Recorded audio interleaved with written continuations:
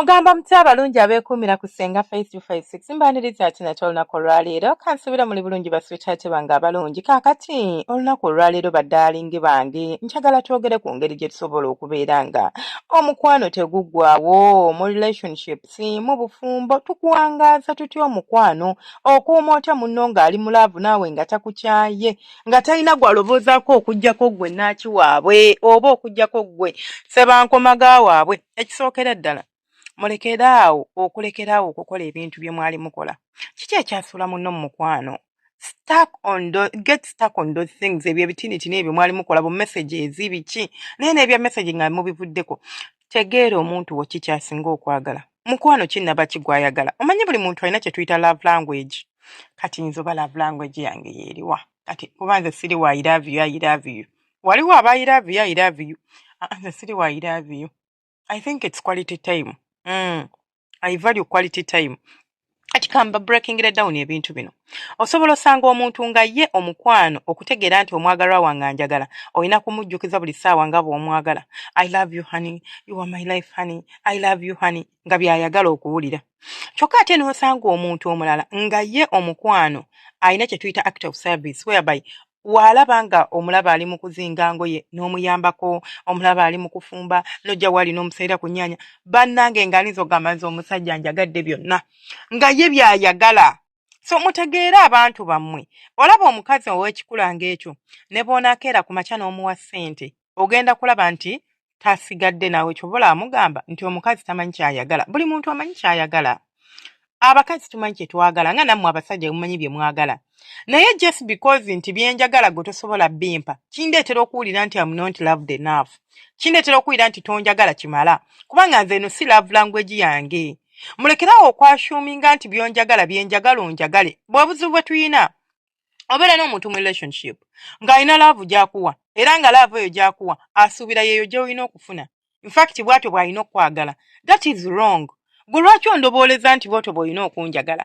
gwe byonjagala biri mu mutwe gwo si byange nze nange nina ebyange byenjagala onjagale byenfiiringa ng'obinkoze byenfiiringa ng'obinjagadde ebyo by'oba onjagala si bino ebibyo gwe byondobooleza njagala byenjagala okwagalwa awo laavu eryoka etambule bulungi nnyo tegeera omuntu wo waliwo omuntu gw'ogenda osanga nga ye ayagala kye tuyita quality time I'm this person actually ngwawo quality time as long as you provide time for me nze nkitegeera nti onjagala no funayo akadde no spending obudde nange I don't even care ne bontwala butwazi nonyimiriza ku kkubo naye kuyimira amagulu gajja kunnuma kale ne tutuula ku kkubo ne tutunuulira emmotoka ne tutandika okuzibala nga bwe twesuubizo zigula nga tufunye ssente I'm okay because that is my love language ojja sanga omuntu omulala nga ye love language it's birabo n'agamba naye senga obeera otya n'omusajja omusajja nga ne bw'otunuulira ebirabo by'olina mu nnyumba tagula yadde akagatto tali kugulira yadde ekiteeteeyi nti kino omwami wange yakindeeteranga kirabo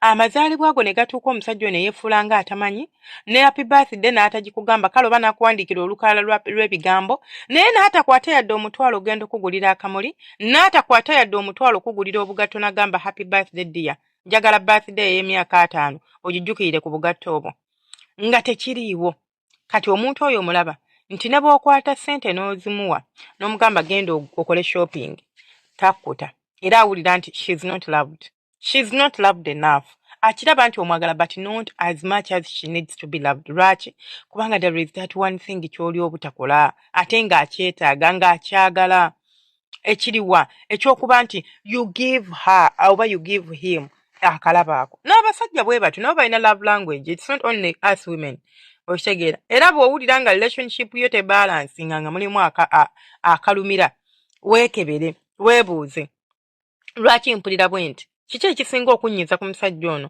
akomawo n'atuula awo n'atanfaako yadde ogamba nti munnange abeereko nange naye abeera ku tv kyokka olutuuka mu kisenge n'ankwatako ng'owulira obusungu mu relationship naye nga gaaya aprovidinga asasula ennyumba akugulira emmere nga kale omuntu ali outside your marriage oba outside your relationship gye yandibadde asabirira kyokka ng'ate gwagirimu togisabirira lwaki because there is that one ingredient actually not even just an ingredient that one key ingredient eri okulakinga mu relationship yo they are not meeting you where you want to be met ntegeeza ki like they are not giving you that one ekyo ekirungo ekimu ekyo ekibulayo tebali kikuwa your love language.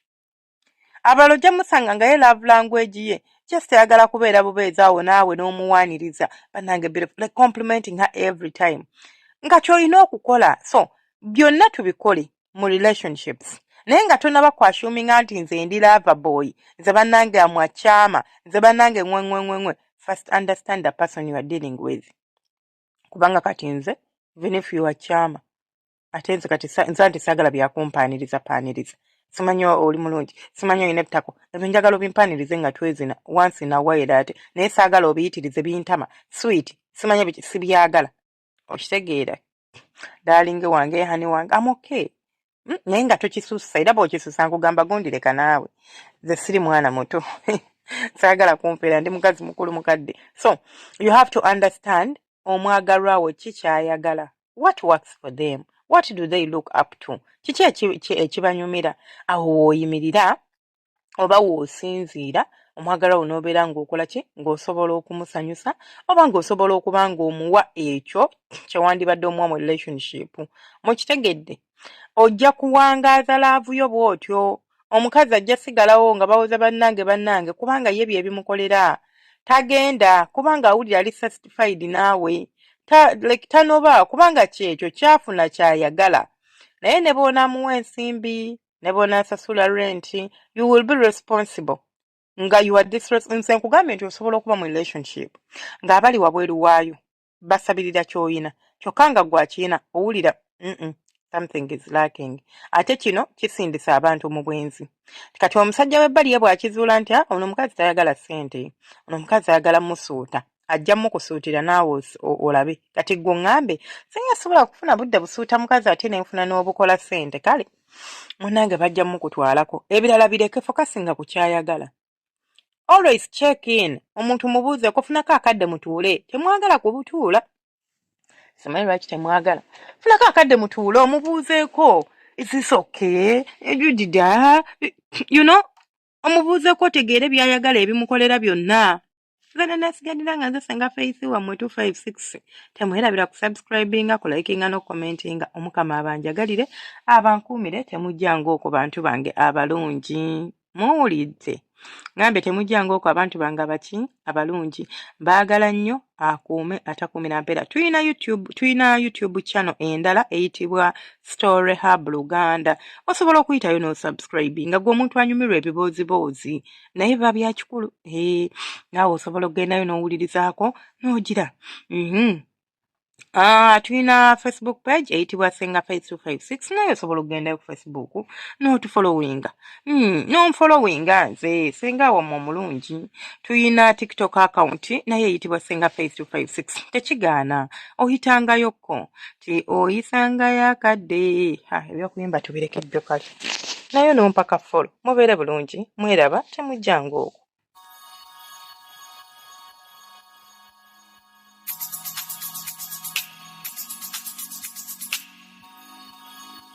Yeah.